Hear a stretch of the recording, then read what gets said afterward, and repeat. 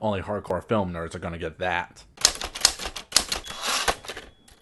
In 1855, William Pierce, with his band of thieves, stole 20 pounds of gold meant to pay wages for troops fighting the Crimean War off a train to Paris, worth 12,000 pounds or over 1 million today. The crime sent shockwaves through England as the first train robbery ever. No one knew how it happened, causing the English and French to blame each other for the missing gold. The truth about this crime was discovered when one of the thieves, Edward Agar, was arrested for other charges and spilled the beans. Pierce would get captured and arrested, while a fraction of the gold was returned. Fast forward over a century later, and a young Michael Crichton working at Cambridge learns of these events. He would later read the court transcripts, and it caught his attention. One of the things that appealed was that trains had just come on the scene, and there was a time when they were free from criminal disruption. Of course, when he started to write the book, he decided to change up some of the facts. When I came to write the book, I didn't really research it. I find facts inhibiting. Oh, wow. You sure you want to say that, honey? One has to have some fun. The more you know, the more you are obliged to the truth. I much prefer not to know.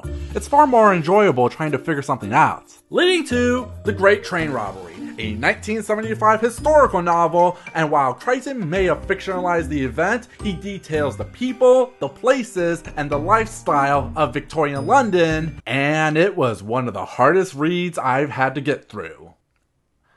Honey, we need to talk. Good morning, good evening, good wherever you may be. My name is David Popovich, aka the Bookworm, and welcome to my review and analysis of Michael Crichton's The Great Train Robbery, or... The story is more or less the same, but changed up. William Pierce is now Edward Pierce. He was a master craftsman, or burglar, who over the years has accumulated significant capital to finance large-scale criminal operations, thus becoming what was called a putter-up. And toward the middle of 1854, he was already well into an elaborate plan to pull the greatest theft of his career, the Great Train Robbery. And that's all we know about him. No, really. The book gives us the basics of his character, but leaves everything else up as a mystery. Ooh, where did he come from? How did he become this? Is he the man of a rich class? Or a crime lord who got lucky? Why does he want the gold? We never learn any of the reasons why, or are given vague details we must fill in ourselves. I'll touch in on that later. But there's not much plot to discuss. Pierce wants the gold and plans to rob it from the train. The main thing is the gold is locked in a safe that requires 4 keys. 2 locked at the train station, and the other 2 given to top bankers. So he goes around the London crime scene to recruit his band of thieves. There's Edward Agar, now named Robert, the Screwman, jobbed with making copies of the keys, and Pierce's right-hand man, Clean Willie, the Snakesman, basically an old-school parkourer. Okay, I just looked it up, and apparently you're supposed to call them a chasseur. Ooh, I feel fancy just saying it. Who knew? Who can duck and weave through any building, window, and those hard-to-reach places. Barlow, the Muscle. That's it. He has a scar too. And last, Miss Marion, Pierce's mistress and talented actress. These 5 will con their way through Victorian society, exploit its weaknesses, in order to reform the greatest caper of all time. Again, that's all the story is. It's a heist book. It's Ocean's 11. Ocean's 1855. Before I tear this book down, I want to say some of the things I like about it first. Now, this book was a hard read. It took me longer to get through it than I normally would, and I really did try to like it. And there were some moments I did like. The majority of the book is Pierce and the gang planning to get the keys, leading to the heist. The highlight being when they are forced to get the 2 keys from the train station in over a minute when the night guard is on his bathroom break. The preparations they do, all the hoops they jump through, and feeling every 10th second as the men get things wrong and heighten the scene. It's the kind of tense feeling you want to experience in a heist novel. But sadly, moments like these happen very little. So why? For a while, I wasn't sure why I wasn't clicking with the book.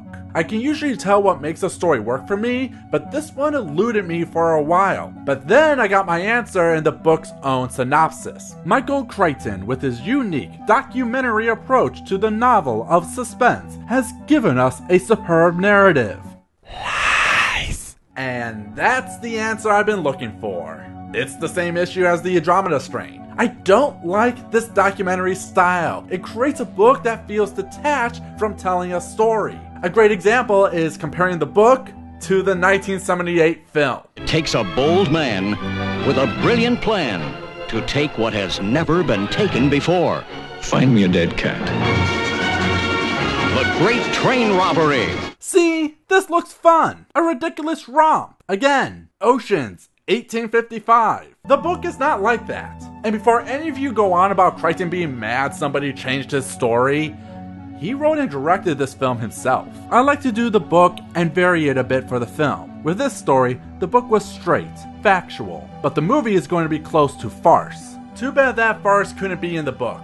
It's a straight up documentary book, bogging itself down with the setting, the people, and the times, and very little with the characters. Personally, I like books that give us characters that help us navigate through the world, how the situation relates to them, and how they grow from it. Which brings us back to our head thief. Now, the film version of Edward Pierce, played by Sean Connery, is your typical likable thief. He's sophisticated, suave, and charming. Not to mention, he's a bad boy, and you know how the ladies like that, but he's a member of high society, so he's a refined bad boy.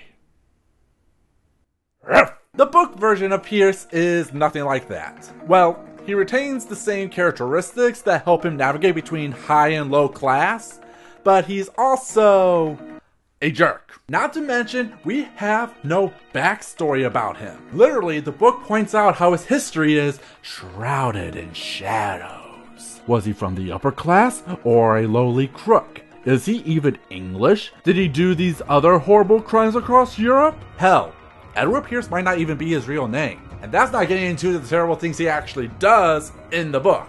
I actually missed it the first time, but the opening scene of the book features a young boy getting thrown out of the train with the gold. The fall kills him while Pierce watches from a distance. Shortly after, Pierce is recruiting Agar. The scene is covered with English crime slang, so I wasn't able to connect the dots. But what it reveals is, I heard, Agar said, his eyes on Pierce's face, that on this train he was doing some crow's peeping for a particular gent who was putting up. He might have done, Pierce said again. I also heard, Agar said with a sudden grin, that you are putting up. I may, Pierce said. While not set up directly, it is most likely Pierce set this boy up on the train and had him killed for research on stealing the gold. It shows Pierce's disregard for human life as long as he gets the gold, even if you are a child. The scene is not in the movie, by the way. And why would he do it? Why would Pierce spend the better part of a year planning, surveying? Why did you conceive,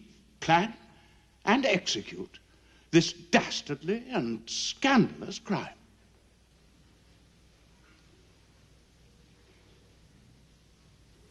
I wanted the money.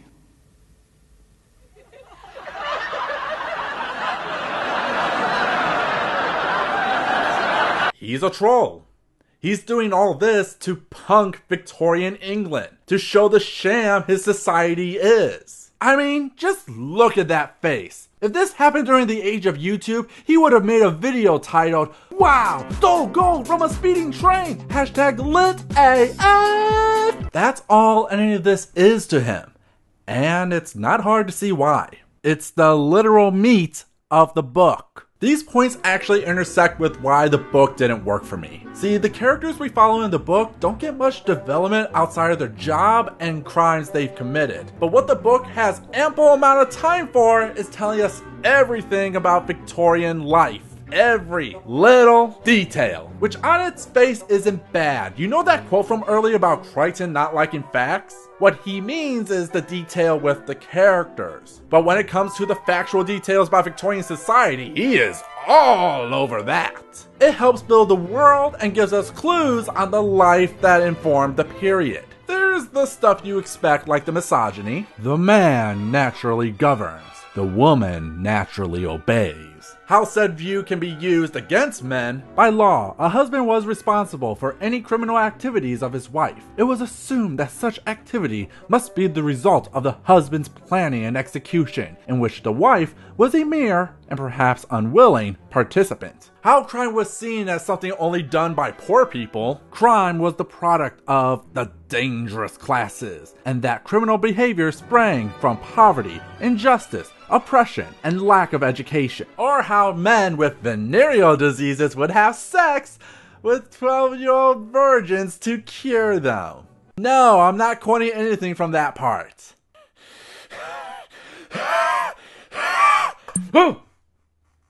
Perspective.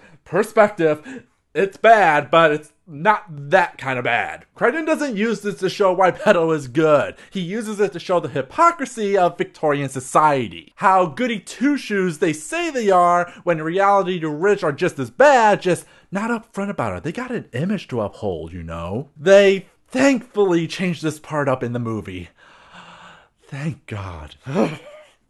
Seriously, what is up with all the pedo shit I keep finding in these books? But the big thing about it is how the Great Train Robbery reveals England's own desire for evil. How locals see Pierce as almost a hero. The Times complained that this fascination with a criminal was unseemly, even decadent, and went so far as to suggest that the behavior of the public reflected some fatal flaw of the character of the English mind. Crichton talks about that in his own intro as well. On the one hand, it is feared, despised, and vociferously condemned. Yet it is also secretly admired, and we are always eager to hear the details of some outstanding criminal exploit. But what's most telling for me is, again, what's on his website. He actually doesn't say much, but what he does say, I woke up one night when the Great Train Robbery was almost complete, and thought that what the book's really about is repression, and that's what the whole Victorian period means, and the idea of criminals going against society made them the least repressed. And I'm sure figuring that out near the end is why we have a problem. The book is about the double standards of Victorian society, but while the book provides examples in the setting, we don't see examples with the characters. Edward Pierce is a literal blank space, someone we just see. He just exists. We never learn who he is, we never see how he grows, we never see how the society affected him in any way. He's just there. What's your point, dude? And then you get to the end of the plot and you just kind of go, well, that was a thing. And in the end, the plot is so general that it's not even surprising. It's all the same beast you expect from a heist. The general betrayals, the underhandedness, the people doing what they can to make it through. It's all the same character beats, all you would expect, which means nothing is exciting about this. For a book that's saying that it's great, it sure is being uneventful about it. You know, when Crichton was chosen by you guys, I was excited. His work always seemed interesting and I wanted to start from the beginning. I mean, these are the books that made him. They were all bestsellers, critically acclaimed. They had everything going for them. But why do I not like him? I think it falls down to how he writes his characters. Crichton in these 3 books is more concerned with building an event rather than how that event affects the characters outside of the basics. His writing comes off as dry and at many points boring. This is not the Crichton I was expecting. And I'm not surprised you won't find these works at the bookstore, outside of Andromeda maybe. I'm sure that changes when we get to the stuff he's actually remembered for, but it says a lot when my favorite of his first 3 is Andromeda. Maybe when we meet next time, things will be better, but girl, you gotta liven things up! Anyway, those are my thoughts on the Great Train Robbery. But what are yours? Hey! Thanks for watching. I hope you enjoyed as our look at Michael Crichton closes for now. Along with the book, what are your guys' thoughts on Crichton's early work? Did you enjoy them? Did he get better later on? Am I just too dumb to see his genius? Oh my... Let me know in the comments, and while you're there, you can help me decide the next author I'll cover in September. These are your options: John Green, Stephen King, Becky Albertatelli, oh my god, Becky Albertatelli, and Kuzio Ishimura. I know I pronounced that last one wrong. Vote in the comments or the poll in the card over here. And while you're at it, leave a like if you enjoyed this video, subscribe if you want to see more book reviews, and share around. Spread the love. Next time though, we are moving on to our genre subject month, and by a landslide, we are going back to the furries. Till next time, fellow bookworms, have a nice day.